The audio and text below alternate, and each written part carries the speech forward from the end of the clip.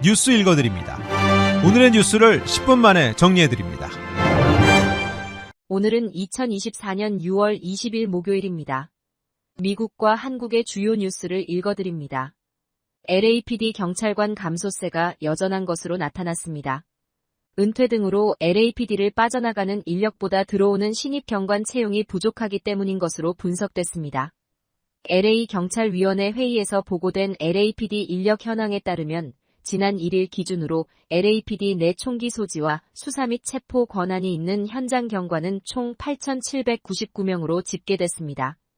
LAPD의 경찰 병력 수는 현재 최소 필요 인력 수준에도 못 미치는 것으로 나타났습니다. 2023년 회계연도 현장 경관은 최소 9,293명까지 고용할 수 있도록 승인된 상태지만 이보다 494명 부족한 수준입니다. 이 같은 경관 부족 사태는 경찰 출동이 늦어지는 주요인으로도 꼽혔습니다.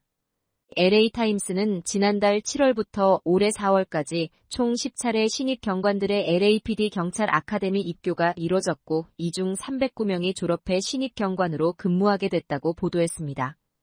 그런데 반대로 같은 기간 LAPD에서는 은퇴, 사직, 해고 등으로 빠져나간 경관 수는 552명에 달한 것으로 나타났습니다. 조 바이든 대통령의 지지율이 도널드 트럼프 전 대통령 지지율보다 앞선다는 여론조사 결과가 나왔습니다. 트럼프 전 대통령의 사법 리스크가 현실화하고 있다는 분석도 나오고 있습니다.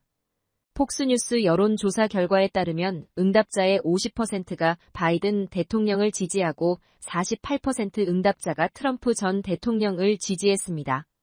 두 사람은 오는 27일 첫 텔레비전 토론을 갖습니다.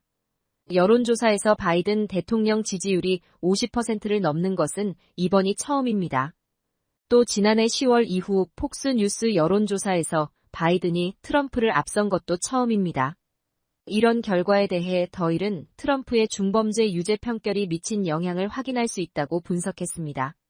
무당층에서는 바이든 대통령이 트럼프 전 대통령의 9%포인트 차이로 앞섰습니다. 응답자의 56%는 여전히 경제에 부정적으로 답변했습니다. 루이지애나주가 모든 공립학교 교실에 기독교 10계명을 의무적으로 게시하게 하는 법을 미국에서 처음으로 제정했습니다. 지난달 공화당이 다수인 주의회에서 통과된 이 법안은 어제 공화당 소속인 제프 랜드리 주지사가 서명하면서 공포 발효됐습니다. 이 법은 유치원부터 주립대학에 이르기까지 루이지애나주의 모든 공립학교의 교실 강의실에 크고 읽기 쉬운 글꼴로 10계명을 포스터 크기로 만들어 게시하는 것을 의무화했습니다. 언론들은 미국주 가운데 이런 법을 제정한 것은 루이지애나주가 처음이라고 전했습니다. 정교 분리를 위한 미국인 연합과 종교로부터의 자유재단 등 단체들은 이 법이 종교의 자유를 보장한 미 수정헌법 1조를 위반하고 있다고 반발했습니다.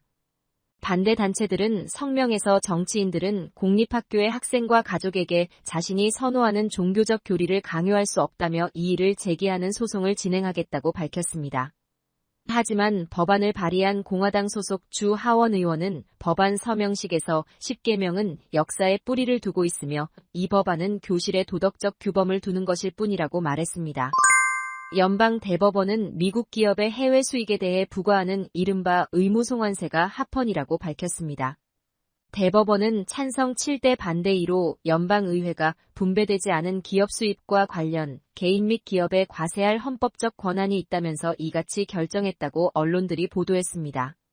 미국인이 소유하지만 외국에서 사업하는 기업을 대상으로 하는 의무송환세는 다른 세금 혜택을 상쇄하기 위해 기업 이익의 투자자 지분에 세금을 부과하는 내용이라고 AP통신이 전했습니다. 이 세금은 트럼프 정부 때인 2017년 트럼프 감세안과 함께 도입됐습니다. 연방정부는 10년간 이 세금을 통해 3,400억 달러를 거둘 수 있을 것으로 추정하고 있으며 이 대부분은 애플, 화이자 등과 같은 다국적 기업에서 발생할 것으로 전망됐다고 블룸버그 통신은 전했습니다. 한국 뉴스입니다. 사실상 군사동맹 수준으로 격상된 북한과 러시아의 정상회담 결과에 대해서 한국 정부가 엄중한 우려를 나타냈습니다. 대통령실은 NSC 상임위원회를 열고 군사, 경제적 협력을 강화하는 포괄적 전략적 동반자 협정을 체결한 북한과 러시아를 규탄하는 성명을 냈습니다. 특히 북한 군사력 증강에 도움을 주는 건 유엔 안보리 결의 위반으로 제재 대상이라고 못 박았습니다. 러시아를 겨냥해 우크라이나 무기 지원 카드를 꺼냈습니다. 대통령실은 유엔 안보리 상임이사국으로 대북 제재 결의안을 주도한 러시아가 스스로 결의안을 어겼다며 한국과 러시아 관계에 부정적 영향을 미칠 수밖에 없을 거라고 엄중 경고했습니다. 원희룡 전 국토교통부 장관이 다음 달 치러지는 국민의힘 차기 대표 선거에 출마하겠다고 밝혔습니다. 원 전 장관은 언론 공지를 통해 지난 총선 패배 이후 대한민국과 당의 미래에 대해 숙고했다며 전당대회 출마를 결심했다고 밝혔습니다. 국민의힘 차기 당권주자 가운데 공식 출마 선언을 한 것은 원 전 장관이 처음입니다. 원 전 장관은 지금은 당과 정부가 한마음 한뜻으로 총선을 통해 나타난 민심을 온전히 받드는 변화와 개혁을 이뤄내야 한다는 결론을 내렸다며 출마 배경을 설명했습니다. 원 전 장관은 친윤계의 지원을 받을 것으로 보여 윤석열 대통령과 껄끄러운 사이로 알려진 한동훈 전 비상대책위원장과 대립구도를 형성할 것으로 전망됐습니다.